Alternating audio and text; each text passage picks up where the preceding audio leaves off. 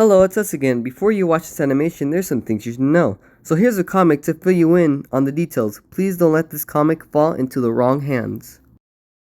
Captain Underpants Wedgie Wars! Episode 1, The Fancy Principal. A long time ago in an elementary school far, far away, there were two cool kids named George and Harold. We rule! Me too. They had an evil principal named Mr. Crub, who was strong in the ways of the force. He forced them to study, he forced them to clean, and he forced them to behave. So George and Harold hypnotize them. You will obey our every command. Okay. You are now Captain Underpants. Okay. It started off as a joke, but it wasn't funny for long. Tra-la-la! Hey, come back! Mr. Krupp thought he was really the world's greatest superhero. He got into all kinds of trouble. George and Harold had to save him and the entire planet. Twice! Now, the only way they could turn Captain Underpants back into Mr. Crab is to pour water over his head. But the worst part is that George and Harold have to keep an eye on Mr. Crab, because for some strange reason, whenever he hears someone snap their fingers, he turns back into you-know-who. I wonder what happens if Thanos snaps. Okay, so whenever you do, please don't snap your fingers around Mr. Crab. You heard the man. Please, please, please don't snap those fingers. This has been a public service announcement from George and Harold, who still deny everything.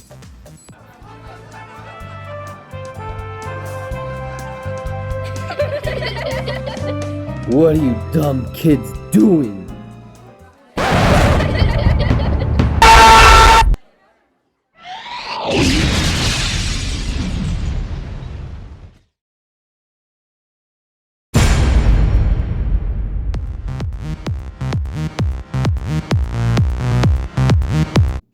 Look at those dummies. We should take over the world. I got a plan, guys. You? A plan?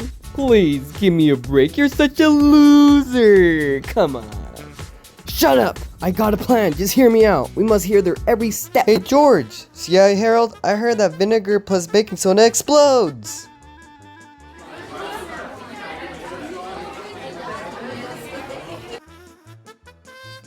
Oh, look!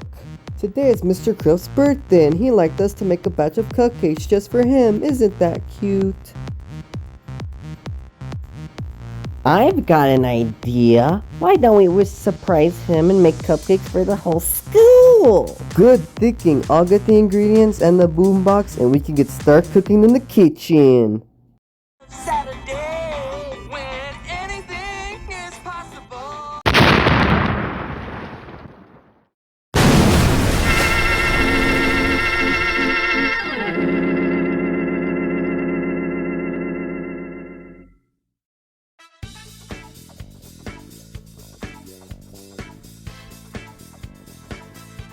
But it wasn't even my birthday!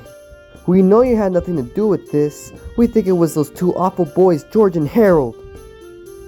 Well, duh, but do you have any proof? Proof? You want proof? We got proof right here! Captain Underpants and Night of the Living Lunch Ladies. One late Friday afternoon, the lunch ladies were cleaning up the cafeteria. There's lots of half-eaten food in this trash barrel. We'll pour it in and we'll serve it again next week. Waste not, want one. But while they were working, the janitor accidentally locked the school for the weekend. The lunch ladies were trapped inside.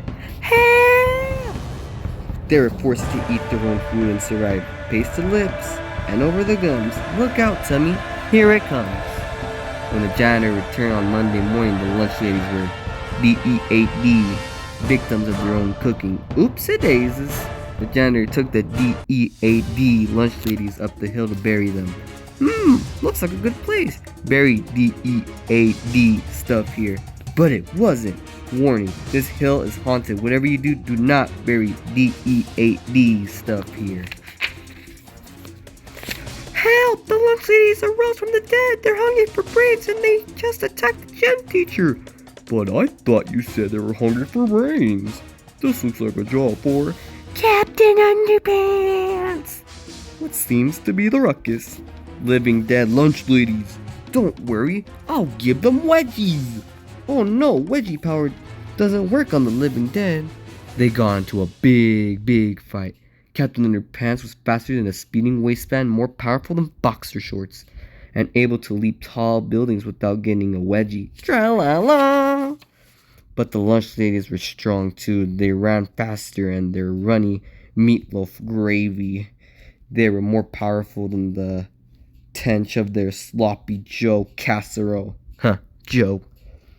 And they could leap tall buildings with the gassy after effects of their Texas style 3-bean chili canned corn. Ugh.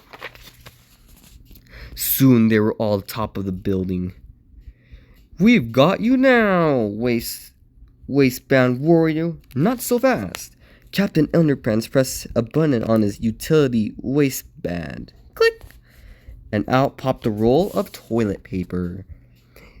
Even the living dead can escape the toilet paper of justice. This is Wonder Woman. Captain Underpants lassoed the lunch ladies, but they had a trick up their sleeves. Lunch lady brain Salisbury steak sauce. Ugh. They poured the steak sauce on the toilet paper of justice. We're free! Let's get 'em, girls! Oh, freak. Oh, poop. Ah! Captain Underpants tossed the toilet paper of justice. Up it went and swung the safety. Splat, splunk, blush. The lunch ladies weren't so lucky. Hooray for Captain Underpants! Tra-la-la! The end. That's it, we're leaving. Good luck finding a new lunch ladies, jerk.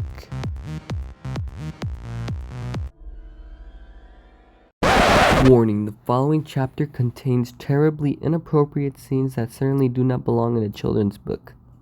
If you are offended by such senseless, please put this book down immediately, raise your hands over your head, and run screaming to your nearest shoe store. When you get there, ask them to make you a cheeseburger.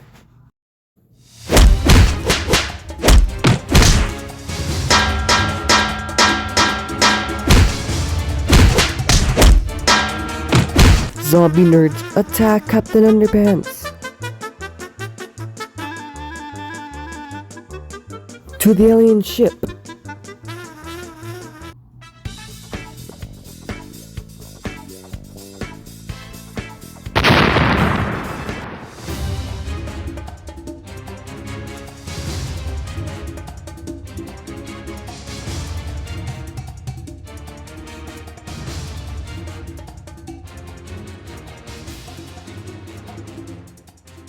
I've got an idea, but we're gonna regret this.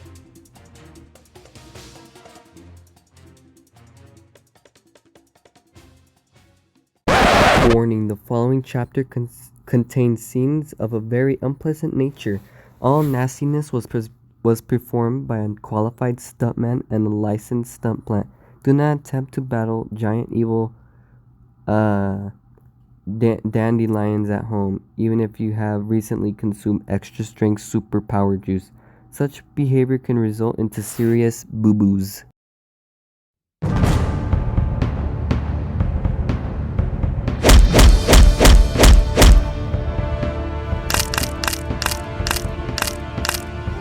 We won!